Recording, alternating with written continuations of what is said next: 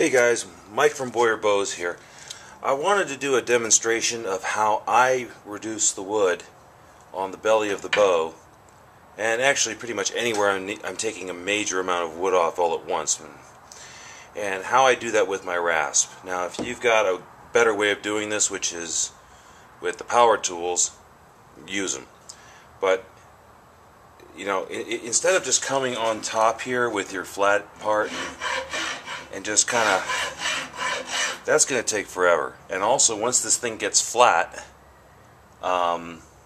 it's not going to want to sand more. It's going to take a lot of work. So what I like to do is, remember, we drew lines on both sides of the bow. Those are my guides. I come in with the round piece, and I just take the one side all the way down to the line. And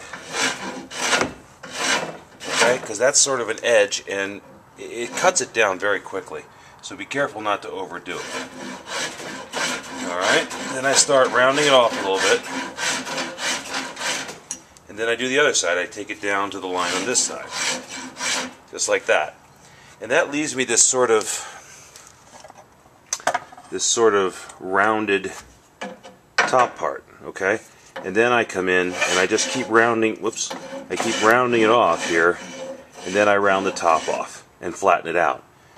And then, once I've reduced this top part down to where the two lines, so you can see these are pretty even. Here and here. I don't know, can you see that? Yeah.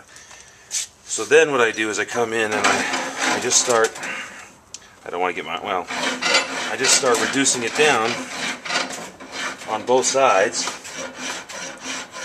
and what that'll leave me is more of a hump in the middle, and then it's much easier to take that last hump out. What I do from here is just reduce it to flat, and then I come back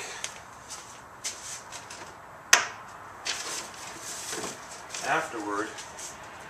I put this down and I get the sanding block out, and I just go over the top, and what I'm going to hopefully end up with is a nice perfect rectangle, you know, something like that, all the way up to the bow. And that's a very quick, it's the way I found to do, using a hand tool like I call this a rasp. It's actually a file, and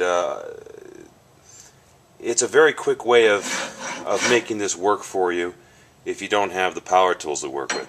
If you were just going to come in on the flat end, and if you use the round edge, what you're going to get is these hills and valleys. If you use the flat edge, it's going to take forever.